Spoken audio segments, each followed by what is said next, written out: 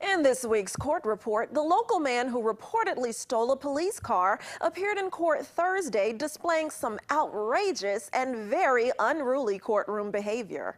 Charles David Flynn Ski literally flipped off a deputy who was testifying against him in justice court. That deputy was one of 3 who testified in Flynn Ski's case Thursday and happened to be the one who fired his gun at Flynn Ski and the stolen police vehicle's tire as the suspect allegedly drove off in that officer's patrol car, which had an AR-15 inside it.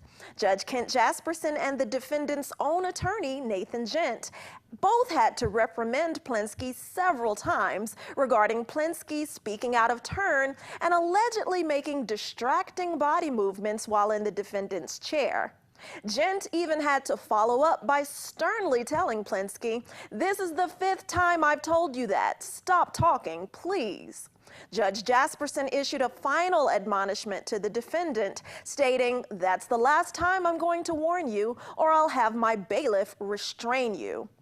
In addition to being shot at during that 2014 incident, Flynn Ski was also tasered and pepper sprayed after he allegedly charged at officers. After count number 5 of 6 counts which were against Flynn Ski was discharged Thursday, he's now facing charges including battery upon a peace officer and essentially not stopping at an officer's request. On Thursday, the state requested to have Flynn Ski placed in custody due to him allegedly making previous court appearances under the influence of marijuana. But the defense noted that Flynn Ski was out on $20,000 bail. Judge Jasperson decided to not have Flynn Ski taken into custody since there is an active bail bond. Flynn Ski's case was bound over to district court, and he will remain free at least until his next court date on August 26th. An autistic young man from Pahrump who was previously accused of a sexually inappropriate encounter with a minor is now finally at Lakes Crossing for further treatment so a report can be produced to declare if he is a danger to himself or to others.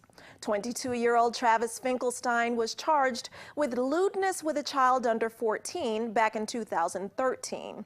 Finkelstein was remanded into custody back on May 23rd, so the Lakes Crossing process can take place, but Finkelstein's father came to News 46 for help in mid-July because the defendant, who reportedly has cognitive disorders and has the mental capacity of a 10 or 12-year-old, according to his father, had not yet been transferred to Lakes Crossing to address competency, but instead was being held in NCDC, where he was allegedly being bullied.